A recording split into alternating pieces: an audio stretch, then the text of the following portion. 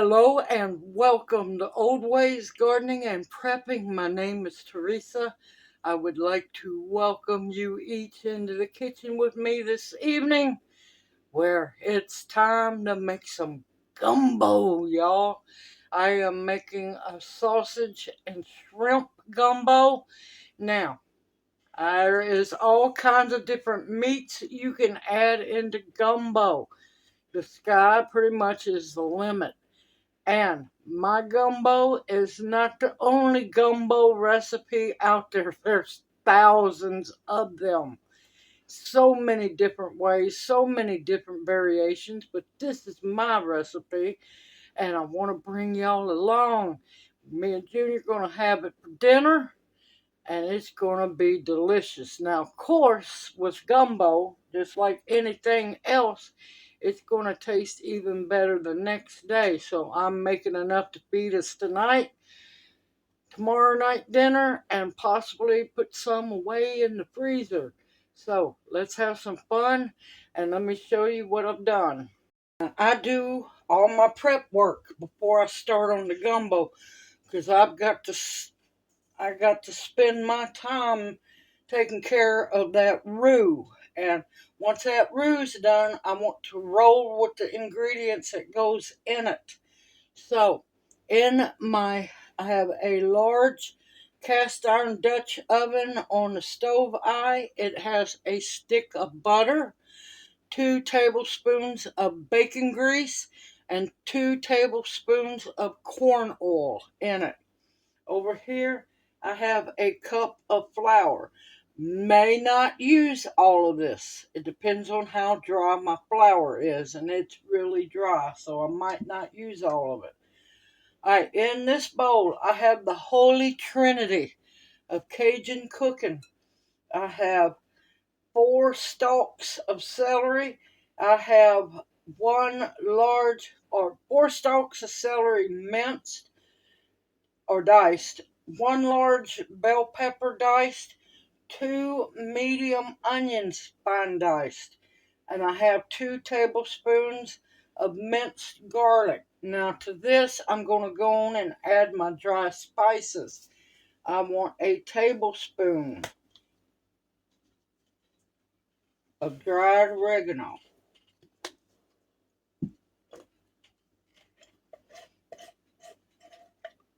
I want 2 tablespoons of dried parsley. Now, if you have fresh parsley, by all means, use it.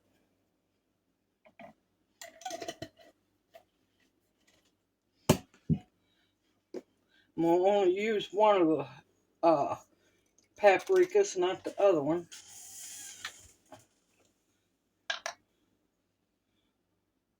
And I want a tablespoon of smoked Spanish paprika. Now, that's my dry seasonings except for the bay leaves and my Cajun seasoning, which is over by the stove already. Now, I have 3 cups of sliced frozen okra, and I have a 1-pound package of smoked sausage sliced up. You can use andouille. I'm using chicken smoked sausage. You can use beef smoked sausage, whatever you prefer. You're also going to need a pound of good sized shrimp. I will add that later. I have 3 pint jars of homemade turkey bone stock. And I'll be using once these are done, opened, I will add a pint of water. I have 1 14.5 can of fire roasted diced tomatoes. Now, everything that I use will be in the recipe in the description box below the video. So, now I'm fixing to head over here to take y'all to the stove so we can get started to cooking, because it's going to take a while to make the roux. Okay, I finally have my butter and the bacon grease melted and combined with the corn oil. Now, in goes the flour.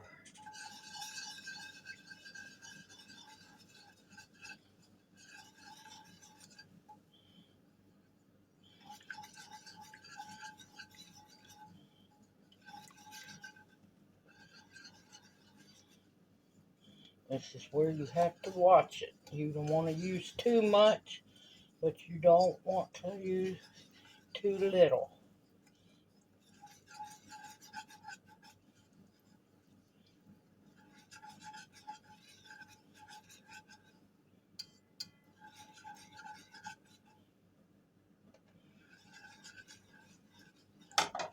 Okay, I'm not going to use all the flour possibly.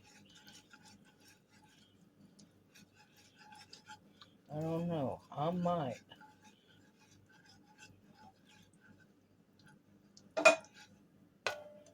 There we go.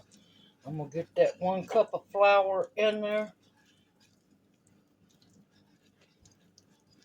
Now, you want your flame or your eye on low.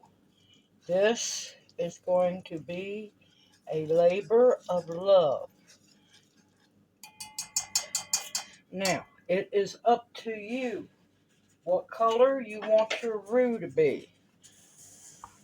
You can go for light peanut butter, or you can go for very light chocolate. You want to cook this roux slow and steady.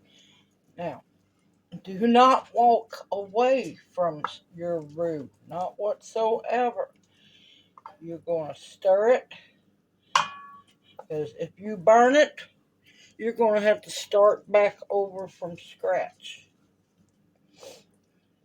Because you do not want to waste all of your ingredients on burnt roux.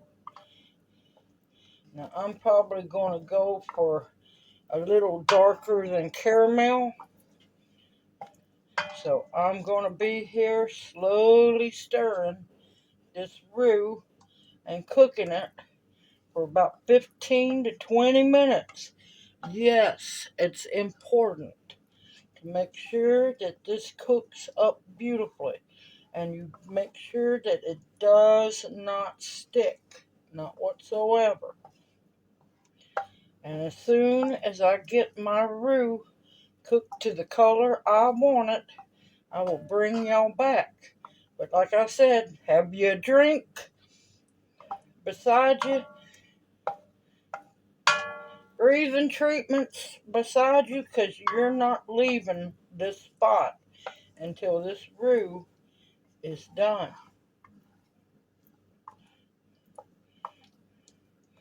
And I will bring you right back once it's cooked. Okay, I am almost to my caramel color. It has been 25 minutes. This is the hardest part of making gumbo. This is the labor of love right here. And I had to change my spoon, because you want a flat edged spoon to make sure that you can scrape that bottom of that pan real good. You notice I'm not stirring real hard, but I am keeping it steady. It's almost there.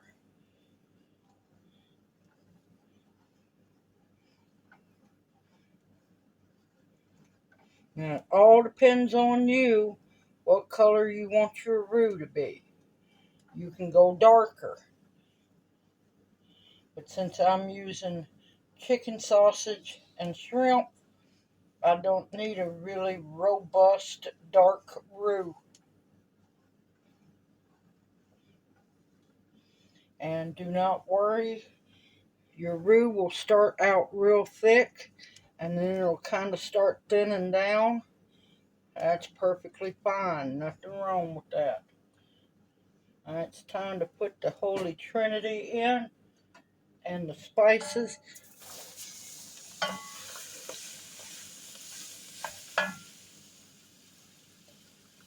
Get all of that out of that bowl. And try to work as fast as you can, because you don't want the bottom of that pan to burn. Oh, the aroma, y'all.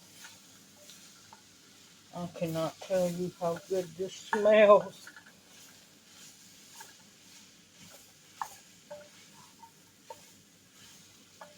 You might get it mixed all in really good.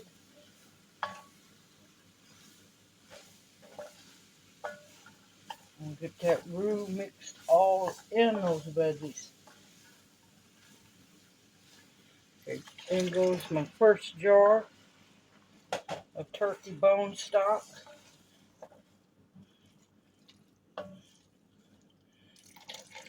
In goes my second jar.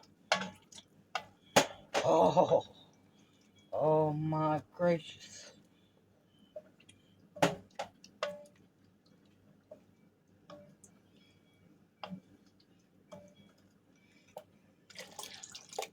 In goes my third jar.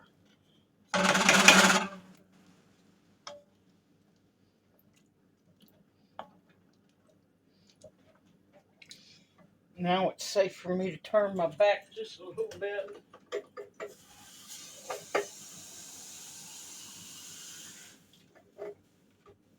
Put in the pint jar of water.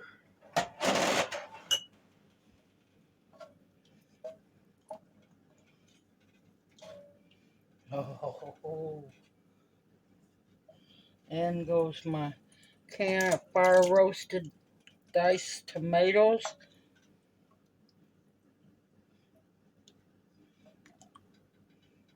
And if you like more tomatoes, you can put another jar, another can in there.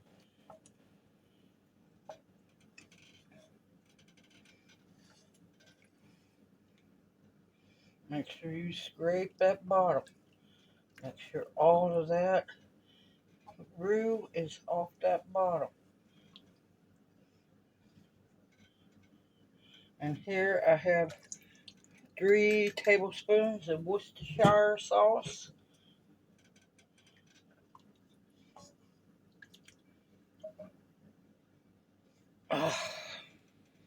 Now, this is my homemade Cajun seasoning. 1 tablespoon, 2 tablespoons. Now you can use your whatever Cajun seasoning you like, or your homemade Cajun seasoning.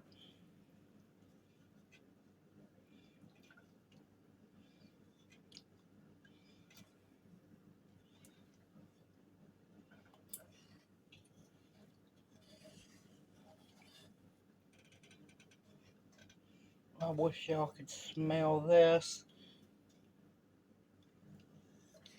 All those good veggies all up in there.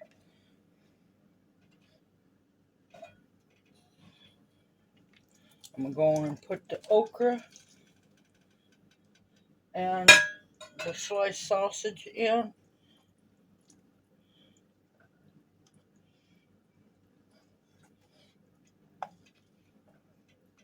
Oh, I knew I forgot something. Hold on a minute. Okay, I almost forgot my bay leaves.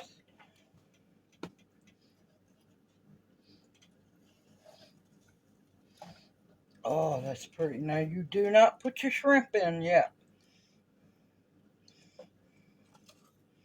1, 2, 3. Uh-oh. Okay, it's going to be 4. 4 bay leaves. More the merrier.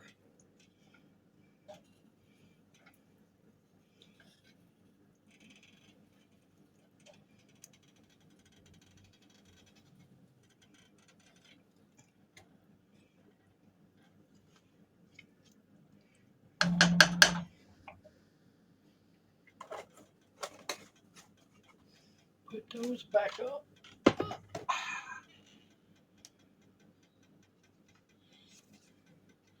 And me being me, I'm going to add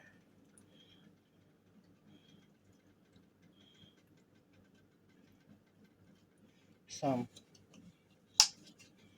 hickory liquid smoke. That is completely optional, y'all. I just like it a little smoky.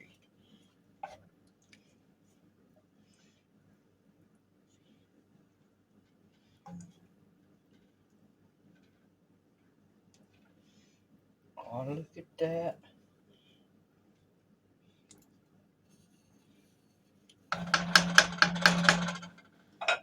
Get a spoon.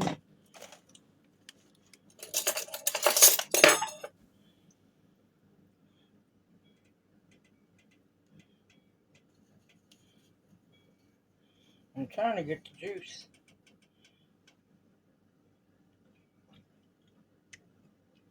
Oh my gracious.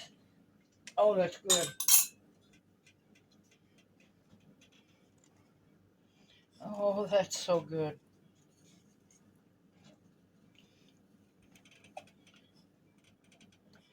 Stir it every so often. And make sure you scrape that bottom real good.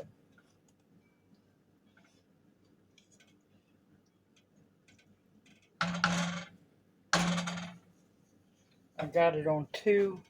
I'm going to bump it to 3. And I'm going to let these babies marry together. And when it comes up to a simmer, make sure them bay leaves stay under. When that comes up to a simmer, I'm going to let it simmer for 25 minutes. And then I'll bring you back when it's time to put the shrimps, the shrimpies, however you want to pronounce it. When it's time to put those babies in, I will bring you back.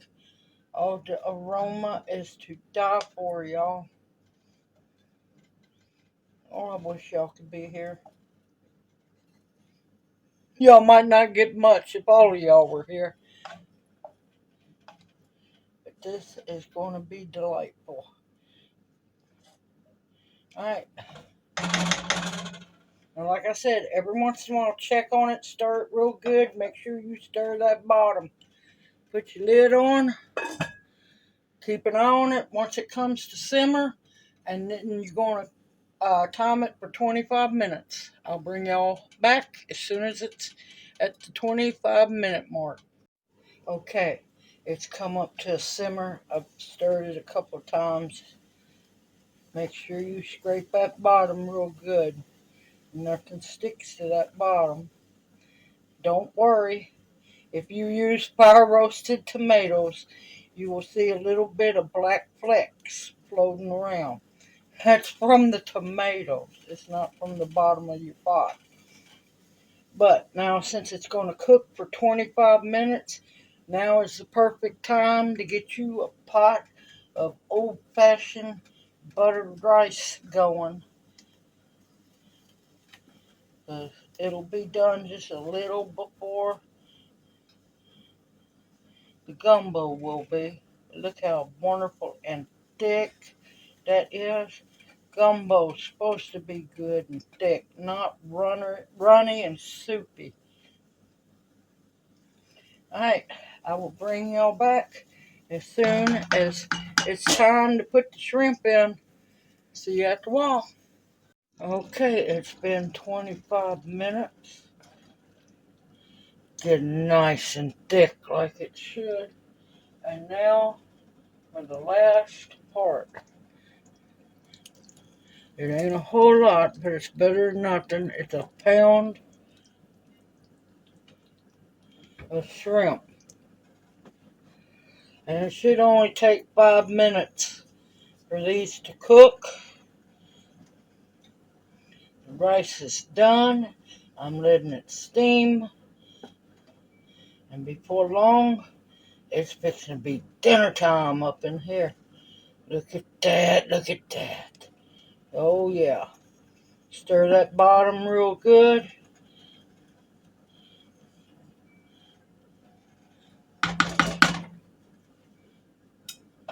Put that lid back on. And I'll bring y'all back here in just a little bit. Guess what, y'all? Gumbo time! Gumbo time up in here. It is done. Now, of course, if you want to, you can add more meat. I was just using what I had. You could add diced chicken, more shrimp. I'm trying to find the bay leaves. You want to get the bay leaves out because you don't want nobody trying to eat the bay leaves.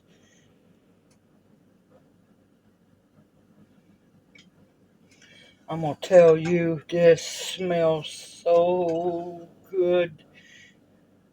Look at that pretty little shrimp. And I forgot to mention that the shrimp are peeled, deveined, and tailless.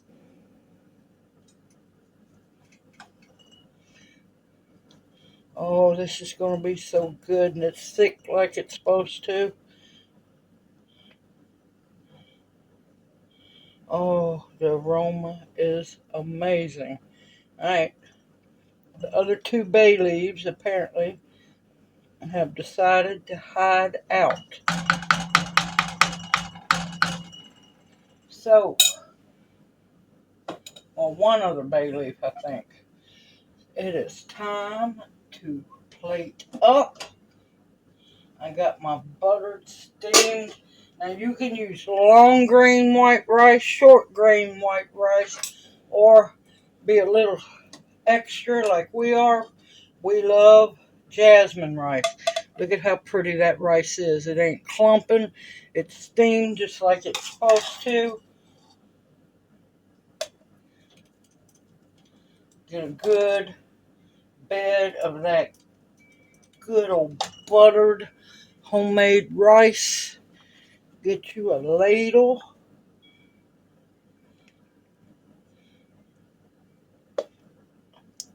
Look at that. Look at that.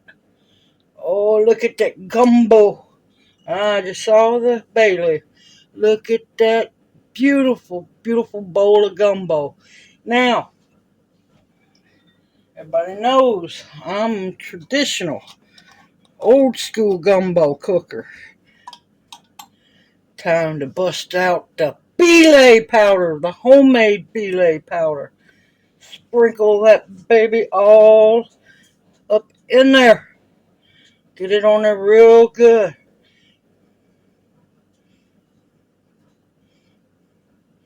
Oh, oh, the aroma. All right, I will bring y'all back. I'm going to get Junior his dinner to him. I'll be right back. Okay, folks, the labor of love is over, and I have let mine cool down. I don't eat that burning hot food. So let's take a look at this. Look at that big old bowl of Southern comfort food. Now, I can't make the big pot spicy because Junior can't eat it anymore. But you know what? I can sprinkle some hot sauce love all over that. Kiss that gumbo with some love. And this makes my heart happier more than anything right here. My own homemade belay powder. And we're going to sprinkle that all on there. Now, belay powder doesn't go on until the gumbo is ready to be served. Now, you can stir it all in, but this gumbo's good and thick already. Look at that. That is a bowl of love. Now, it's been a while since I've got to make some gumbo. So I've been waiting for this. I want some rice. I want some of that sauce. I want some filet powder, and I want some sausage. You want a little bit of everything in that bite. And some hot sauce.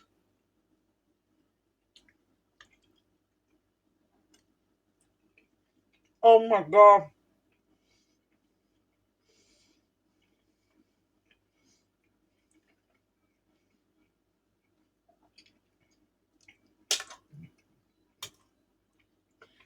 That is so good. It's like hold on, let me get it actually in the picture. This is like a big, long, loving hug. Oh my God, this is good, y'all. Oh, that's good. Mmm.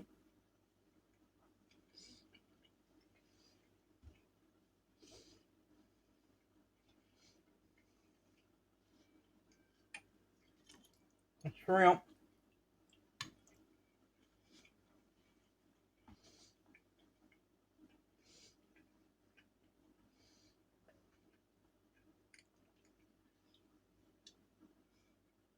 This is like prayers being answered. This is amazing. I'm fixing to go enjoy my dinner because I have earned this dinner. Oh, I hope you get to make you some. And read in the description box as well for all the ingredients that I added and a history lesson. Because a lot of people don't make true gumbo anymore. Gumbo is the African word for okra. Okra hasn't always been called okra. West Africans called it ngombo or gombo. So, read the history lesson. Learn about your food. This is a mixture of West African, Native American, especially Choctaw, and the French Acadians that came down from Canada. What a beautiful, beautiful merging of a beautiful culture known as Creole food. I am fixing to go get my comfort food fix and enjoy one amazing, delicious dinner that was a labor of love and worth every second, y'all. Continue to stock up your pantries with foods that will nourish and sustain you, and foods to be able to make gumbo with. Everyone, take care. I look forward to seeing you in my next video, and may you each be blessed. Yes, I know I jumped the gun, but I'm ready for dinner right now.